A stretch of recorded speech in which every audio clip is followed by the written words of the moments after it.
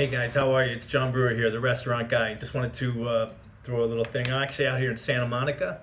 My partner Beth and I are going to let's see if I can get this right.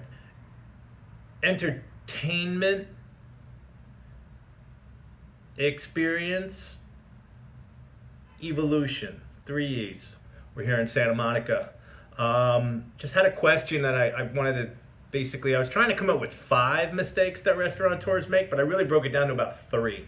So the 3 mistakes, and I'm sure each one of these can get broken down into sub-mistakes, is undercapitalization. The number one issue that restaurateurs usually have is they do not budget enough for their build-out. Whatever you're budgeting, you got to add at least 25-30% onto there because you never know what's going to happen. Permits may not come through. You may get an inspection. One of the build outs I was a part of had a beautiful wrought iron bar, basically from the top where all the bottles and everything were going to be. Well, we were about 2 months from opening, and what happened was they came in and they put the bar up and they went to secure it and they realized that the roof was not going to be able to hold it.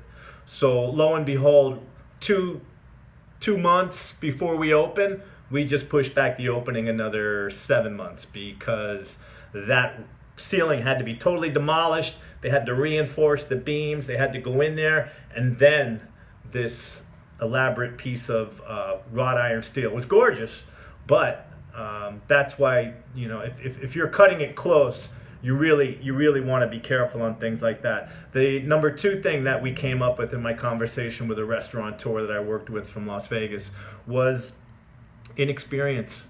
And I think within that becomes do your research. What do I mean by inexperience?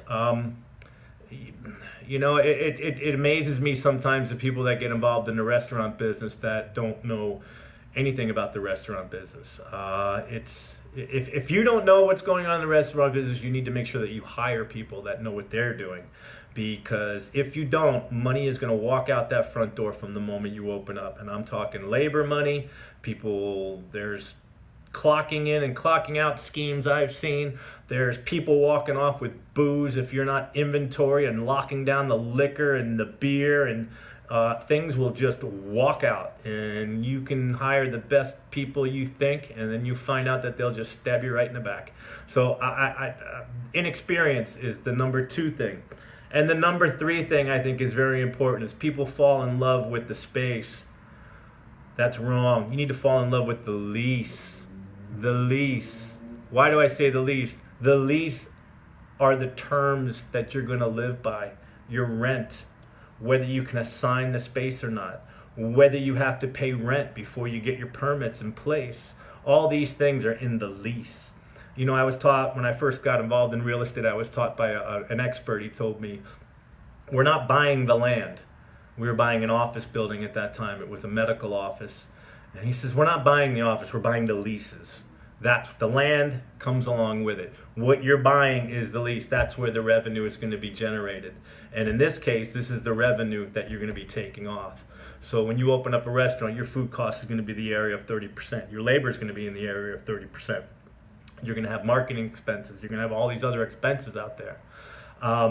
Usually the sweet spot for lease, for rent, is under 10%.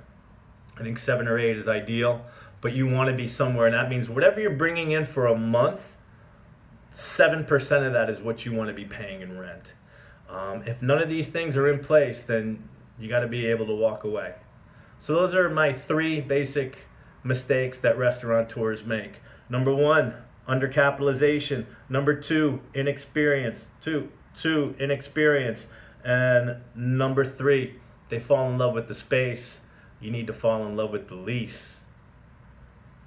Anyway, that's it, guys. I hope you have a great day. Looking forward to some great seminars tomorrow, some great talks. We're going to learn a lot of stuff, everything from movie theaters to food halls and how it's affecting the retail right now. As everybody knows, with Amazon and all these recent acquisitions and purchases and disruptions that have been going on in retail, retail is in a very interesting place right now. And there's going to be winners and there's going to be losers. And the people that do their homework and get out and work are going to be the winners. So that's what we're trying to do here. Anyway, have a great night, everybody. Take care.